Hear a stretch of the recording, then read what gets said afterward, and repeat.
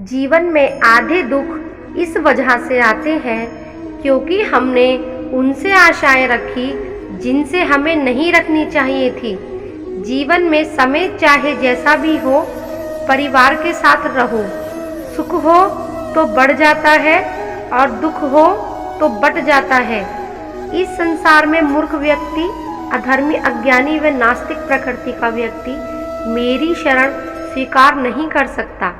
ज्ञानी व्यक्ति को कर्म के प्रतिफल की अपेक्षा कर रहे अज्ञानी व्यक्ति के दिमाग को अस्थिर नहीं करना चाहिए। अपने जीवन में कभी न कभी किसी को आनंद में वचन न दे, न क्रोध में उत्तर दे और न ही दुख में कभी निर्णय ले। किसी और का काम पूर्णता से करने से कहीं अच्छा है कि अपना काम करें, भले ही उसे अपूर्णता से करना पड़े।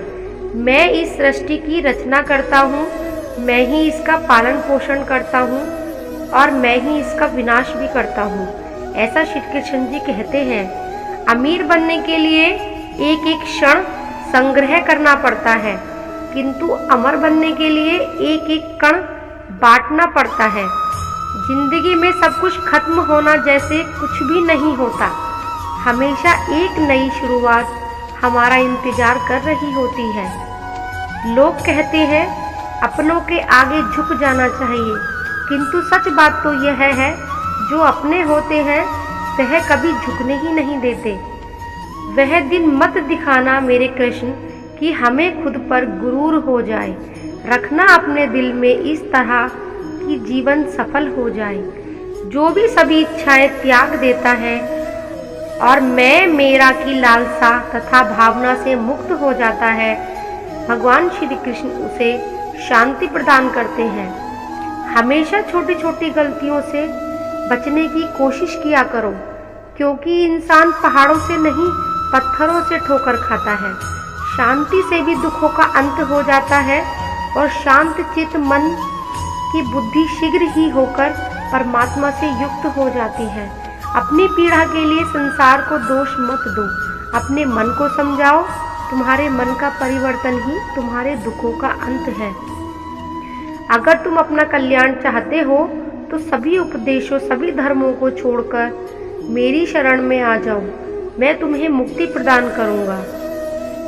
कृष्णा ने दुष्टों को भी अपनी गलती सुधारने का मौका दिया, क्योंकि वो किसी मनुष्य को नहीं, उसके अंदर की बुराई को मारना चाहते थे।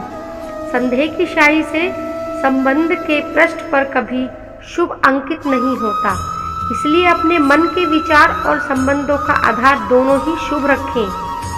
मोहग्रस्त होकर अपने कर्तव्य पथ से हट जाना मूर्खता है, क्योंकि इससे ना तो तुम्हें स्वर्ग की प्राप्ति होगी और ना ही तुम्हारी कीर्ति बढ़ेगी। इस भौतिक संसार का नियम है कि जो वस्तु उत्पन्न होती है कुछ काल तक रहती है, अंत में लुप्त हो जाती है, चाहे वे शरीर हो या फल।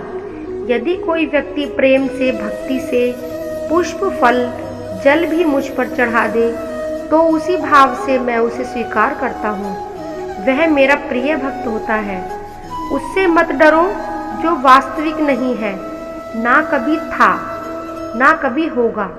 जो वास्तविक है वो हमेशा था और उसे कभी नष्ट नहीं किया जा सकता।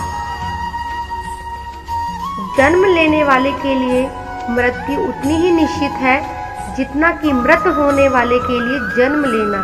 इसलिए जो अपरिहार्य है उस पर शोक मत करो। श्री कृष्ण जी ने कहा है, अगर तुम्हें किसी ने दुखी किया है तो बुरा मत मानना। लोग उसी पेड़ पर पत्थर मारते हैं जिस पेड़ पर ज़्यादा मीठे फल लगते हैं। अंतकाल में जो मनुष्य मेरा स्मरण करते हुए देह त्याग करता है वह मेरी शरण में आता है। इसलिए मनुष्य को चाहिए कि अंतकाल में मेरा चिंतन करे। यह सच बात है कि भूल करके इंसान कुछ सीखता है, परंतु इसका यह मतलब नहीं है कि वह जीवन भर भूल करता रहे और कहे कि हम सीख रहे हैं। कृष्ण कहते हैं, इस जगत में मनुष्य भौतिक वस्तुओं का भोग कर सकता है। अगर वे चाहे तो सब कुछ छीन सकते हैं, मनुष्य कुछ भी नहीं कर सकता। स्वार्थ से भरे रिश्ते बनाने की कितनी भी कोशिश करें वो कभी नहीं बनते, और प्रेम से बने रिश्तों को कितना भी तोड़ने की कोशिश करें वो कभी नहीं टूटते। क्रोध से भ्रम पैदा होता है, भ्रम से बुद्धि व्यग्र होती है, जब बुद्धि व्यग्र होती है तब तर्क नष्ट हो जाता है, जब तर्क नष्ट होता है तब व्यक्ति का पतन हो जाता है।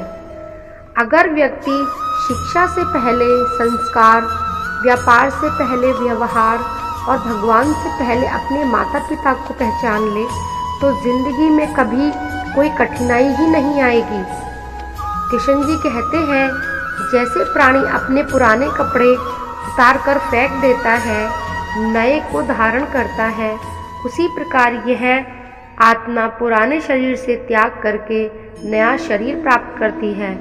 तुम उसके लिए शोक करते हो जो शोक करने के योग्य नहीं है।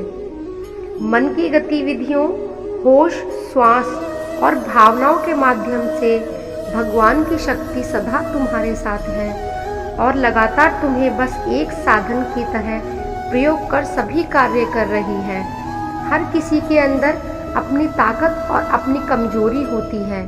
मछली जल में नहीं दौड़ सकती और शेर पानी में राजा नहीं बन सकता, इसलिए अहमियत सभी को देनी चाहिए।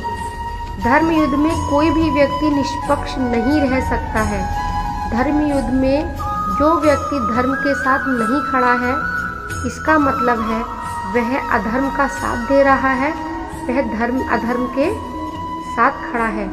अगर कोई मनुष्य हमारे साथ बुरा कर रहा है तो उसे करने दो, यह उसका कर्म है और समय उसके कर्म का फल उसे जरूर देगा। लेकिन हमें किसी भी व्यक्ति के साथ बुरा नहीं करना चाहिए, क्योंकि यही हमारा धर्म है। जय श्री कृष्ण।